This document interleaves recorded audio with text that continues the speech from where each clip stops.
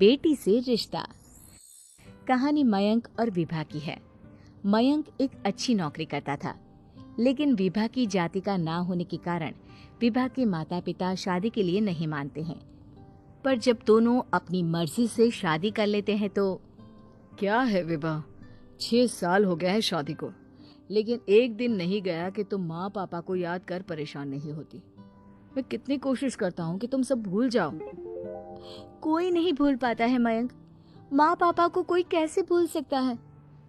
तभी सास का फोन आता है। मान लो विभा से बात कर लो, आज उसे अपनी माँ की बहुत याद आ रही है। बेटा विभा, मैं आ जाऊं? हम दोनों चलेंगे तेरे माँ पापा के पास। बोलो। ना माँ जी, वो आप लोगों को कुछ बोलेंगे तो मुझे और भी बुरा लगेगा। आखिर आप भी मेरी माँ ही तो हैं। अरे सुन लेंगे ना यार, कोई बात नहीं, बोलेंगे ही ना। चलो माँ, मैं फोन रख रहा हूँ।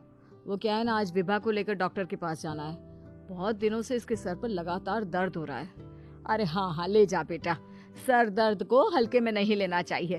वैसे भी ना बहू सोचती बहुत है। मयंक माँ का फोन रख देता है और दोनों कार से अस्पताल जाते हैं। लेकिन जैसे ही वो लोग अस्पताल जाते हैं, विभा को स्ट्रेचर में नर्स उसकी माँ को लेकर जा रही दिखती है। मयंक, माँ, मयंक वो मेरी माँ है। इतने सालों बाद देखी भी तो इस हाल में मैं उनके पास जा रही हूँ। अरे रुको, कहीं वो लोग तुम्हें देखकर और परेशान ना हो जाए, या फिर तुम्हें कुछ बोल ना दे विभा, तुम फिर परेशान हो जाओगी। मयंक कैसी बात कर रहे हो, वो माँ है मेरी।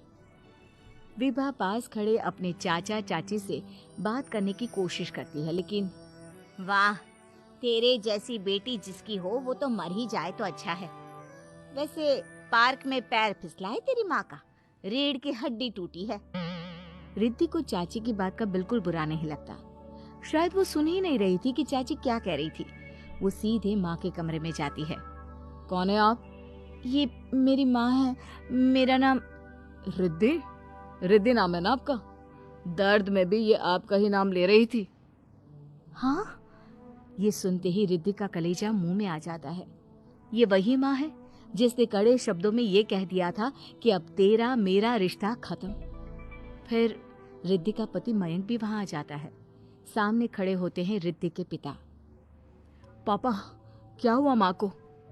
वो पार्क में गिर पड़ी, रीढ़ की हड्डी में चोट आई है। रिद्धि पिता की तरफ देखती है, लेकिन पिता मुंह फेर लेते हैं। पता है मयंक, माँ दर्द में मेरा नाम ले रही थी। मेरी माँ मुझे याद कर रही थी मयंक। मैं माँ को कुछ नहीं होने दूंगी, देख लेना। हाँ रिद्धि, हम मिलकर माँ का ख्याल रखेंगे, उन्हें फिर से खड़ा कर देंगे। लेकिन भैया कहाँ हैं? रिद्धि पिता के सामने जाकर खड़ी हो जाती है। पापा, भैया कहाँ है? वो अमेरिका में है, वो नहीं आ पाएगा। रिद्धि फिर माँ की ओर ध्यान कर लेती है। उस पूरी रात रिद्धि माँ को देखती खड़ी रहती है। पिता मन ही मन सोचते हैं, जब इतना ही प्यार था तो क्यों चली गई किसी एक अजनबी के लिए हम सभी को छोड़कर। तभी डॉक्टर बाहर आते हैं। आपकी वाइफ को होश आ गया है, क्या मैं उनसे मिल सकता हूँ? जी नहीं, वो बार बार अपनी बेटी का नाम ले रही है। रिद्धि बेटा, तुम अंदर चली जाओ। माँ रिद्धि को देखकर रोने लगती है। बेटा, माँ के गले लग जा।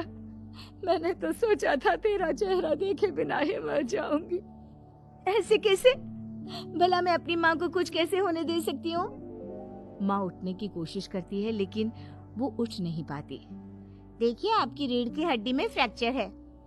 मुझे प्यास लगी है, पानी पीना है। रुको माँ, मैं हूँ ना, मैं पिलाती हूँ पानी अपनी माँ को। कोई और नहीं आया? तेरे चाची चाचा आए थे माँ, पर शायद मुझे देखकर चले गए। जाने दे, इस वक्त भी पुरानी रंजिश देख रहे हैं। और रंजिश भी कैसी?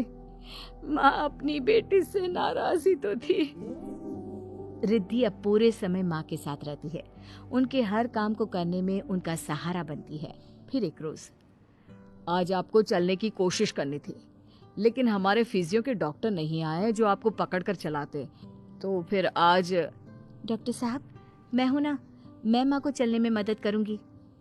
रिद्धि माँ को चलाती फिराती, उनके खाने पीने का ख्याल